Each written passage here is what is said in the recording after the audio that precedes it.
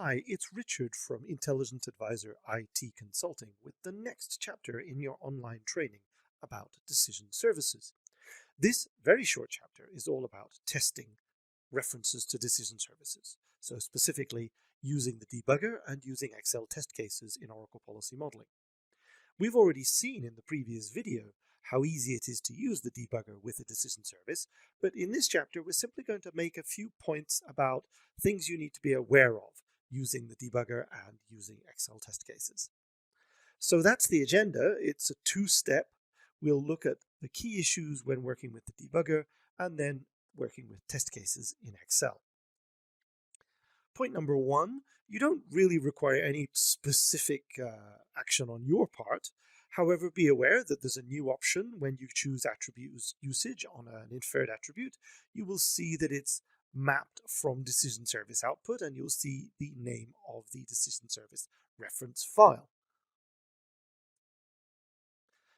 We came across issues like this in the previous video, but if obviously it's been a long time since you've debugged and the decision service is updated, then you could well expect to see issues regarding, for example, the screenshot in the background says missing required field, and then the screenshot in the foreground is the one that we came across earlier, where the decision service configuration is no longer valid. The contracts have been changed. If you're using the debugger for the first time in this session and you haven't already logged into the hub, running the debugger with a project that includes a reference will require a login. Although a great quantity of the data that is involved in using decision services with the debugger is cached in memory, the first time you use the debugger, you may see a slight delay while the reference is initialized. So don't be surprised if you see a screen like this. If the decision service has changed or your login token has expired, you could be asked to log in again.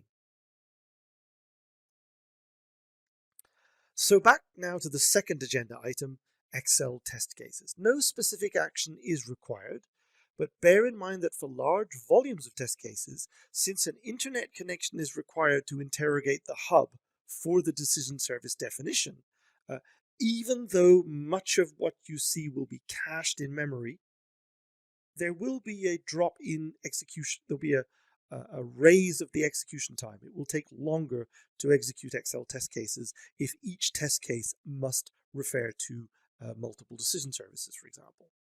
And in some cases, if you have an abrupt failure of your internet connection, it may be that simply Excel stops with an error, or you may find yourself having to stop Excel using the task manager.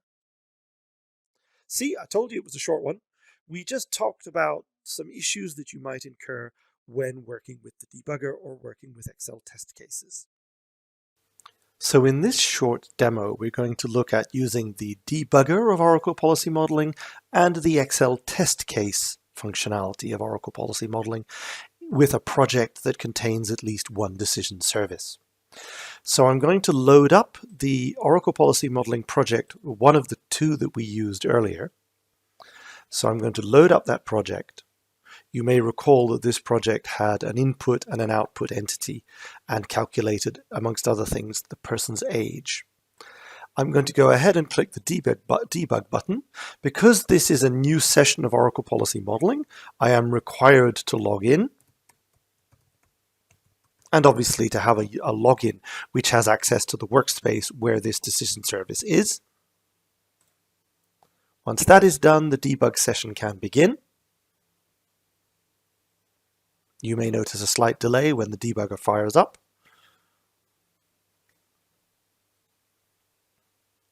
I'll make this as large as possible, and I'll enter today's date for the interview, and I'll put in a person's name. I'll just do one person, and a date of birth.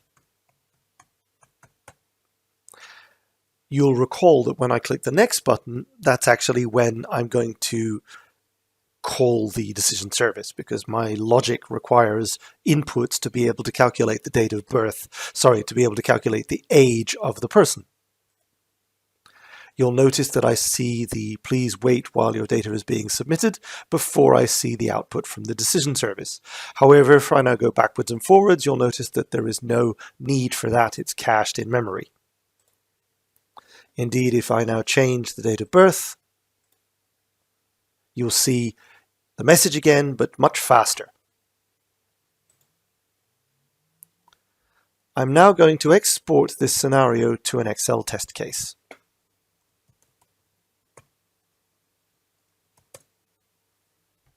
So the process is absolutely the same as normal. Either create the Excel test case manually, or as I have just done, generate it from a debugger scenario.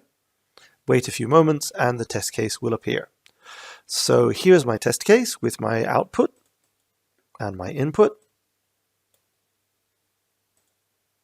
I have in inputs the date of the interview and the people, so the relationship. I have one person whose date of birth is the 2nd of July. I'll add a second one.